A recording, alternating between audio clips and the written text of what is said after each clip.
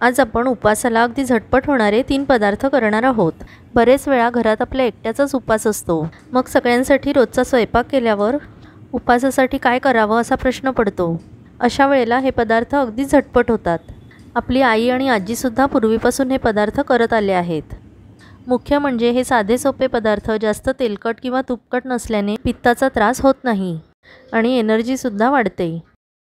चला तर मग सुरुवात करूया आजच्या रेसिपीला। 1 वाटी साबुदाणा घेतला आहे, त्यापासून आपण 2 पदार्थ करणार आहोत। साबुदाण्याची खीर आणि दह्यातला साबुदाणा। तो आधी स्वच्छ धुवून घेतला आणि त्यात बुडेल इतकं पाणी घालून रात्रभर भिजत ठेवला। गरम पाण्यात भिजवला तर 2-3 तासातही छान भिजतो। नेहमी खिचडी खाल्ल्यामुळे कंटाळा आला असेल तर आजचे हे 3 पदार्थ खरोखरच खूप छान आहेत। उपवास नसला तरी घाईच्या वेळेत करण्यासाठी अतिशय उत्तम आहेत। साबुदाणा व्यवस्थित भिजला आहे। सर्वात आधी आपण साबुदाण्याची खीर करूया। अर्धा खिरीला आणि अर्धा दही साबुदाणा करायला वापरूया।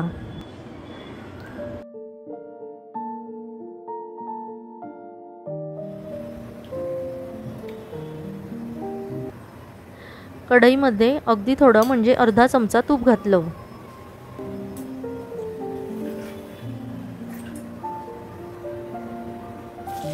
आता त्यात बाउलमधला अर्धा साबुदाणा घालून परतून घेऊया।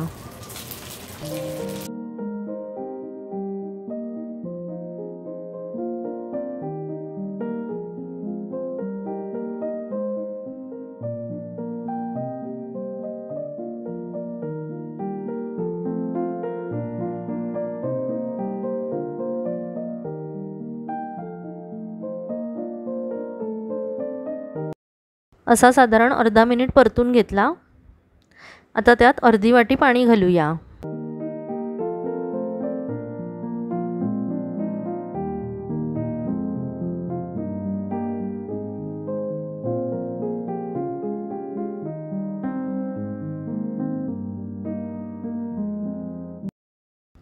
पाणी घातल्यावर थोडा वेळ परतलं की साबुदाणा छान मऊ लुसलुशीत आणि ट्रान्सपरंट होतो।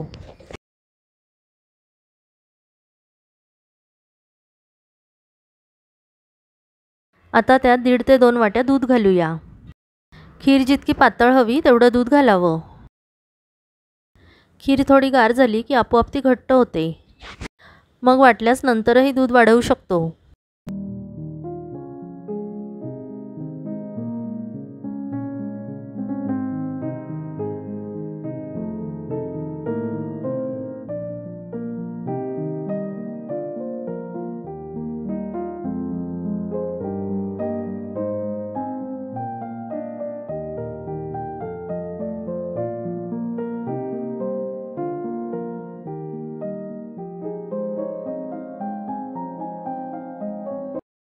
त्यात 3 टीस्पून साखर घालूया।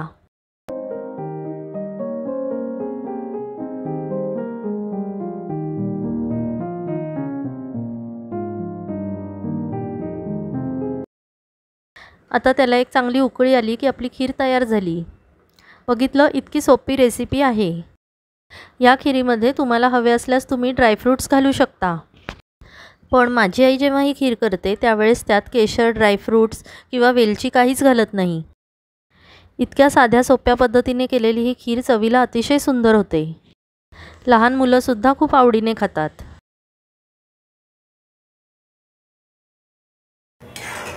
चला, आता खिरीला छान उकळी आली आहे, आपण गॅस बंद करूया।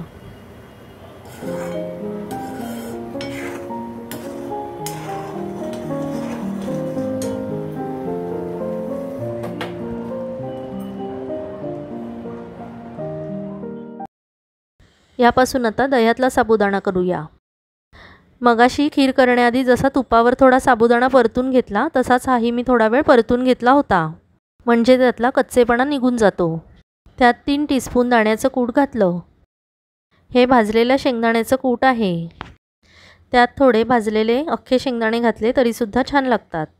2 चमचे ओला नारळ घालूया।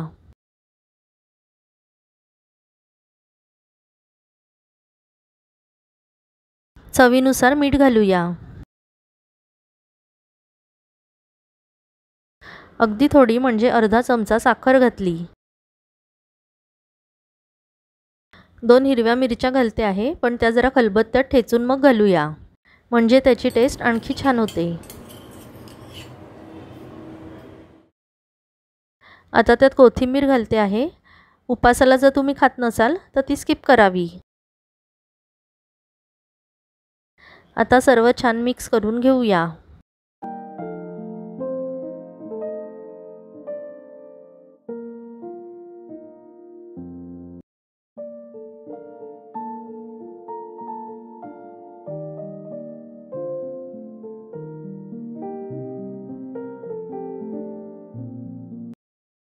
आता त्यात अर्धा ते पाऊण वाटी चांगलं ताजं दही घालायचं.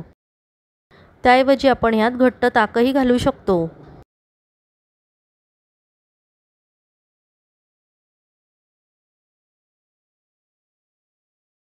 व्यवस्थित मिक्स करून साबुदाणा त्यात भिजू देऊया.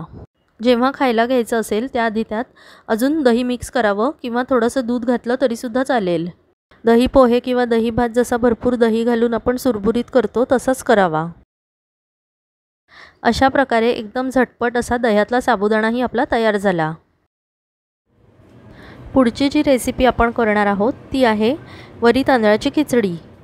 त्यासाठी अर्धी वाटी वरीचे तांदूळ किंवा भगर घेतली आहे. ती 2 वेळा पाण्याने स्वच्छ धुवून घ्यावी. गॅस चालू करून त्यावर कढई तापत ठेवूया. कढईत 1 ते 2 टीस्पून साजूक तूप घालावे.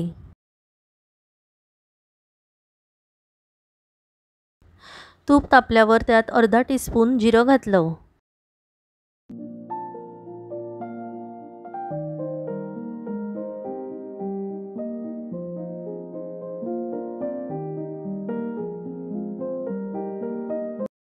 जिरं छान फुललं की त्यात वरी तांदूळ घालून ते परतून घ्यावे.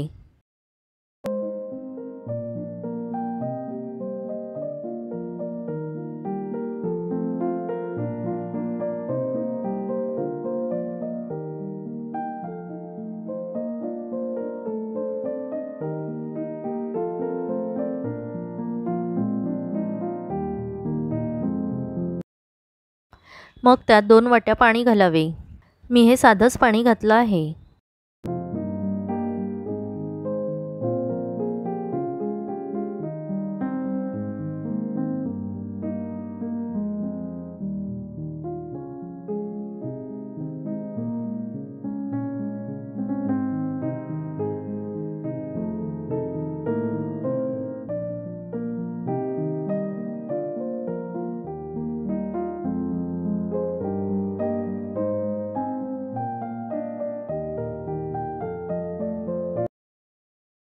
चवीनुसार मीठ घालूया. अर्धा टीस्पून साखर घालावी.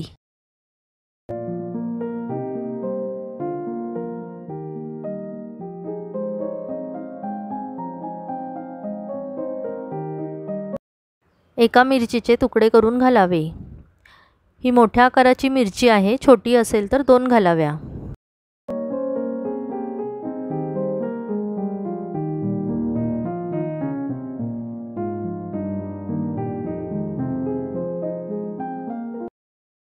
तीन टीस्पून दाण्याचं कूट घातलं.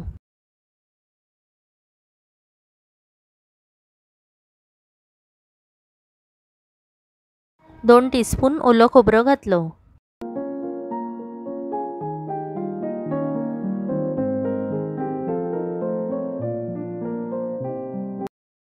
उपासाला कोथिंबीर चालत असेल तर घालावी, नाही तर स्किप करावी.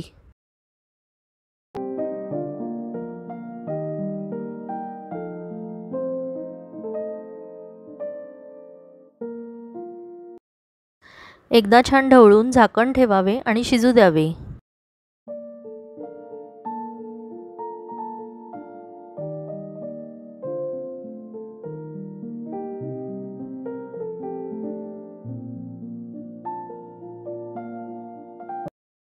दोन मिनिटांनंतर चेक करावे कितपत पाणी आटून शिजली आहे ते.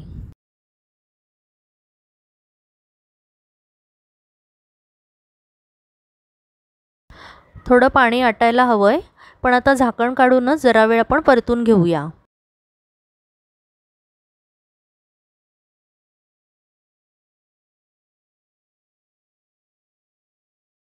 ही अशा प्रकारे आपली वरी तांदळाची खिचडी तयार झाली आहे. ती अशीच खाता येईल किंवा त्यात ताक मिक्स केले तर ती आणखी छान लागते. साबुदाण्याची खीर, दह्यातला साबुदाणा आणि वरी तांदळाची खिचडी हे तीनही पदार्थ तुम्हाला कसे वाटले हे मला कमेंटमध्ये नक्की कळवा. तुम्ही करून बघा आणि मला अभिप्राय कळवायला विसरू नका. व्हिडिओ आवडल्यास लाईक, शेअर आणि सबस्क्राईबही करा. चला तर मग पुन्हा भेटू अशाच नवीन व्हिडिओमध्ये. तोपर्यंत bye bye and take care.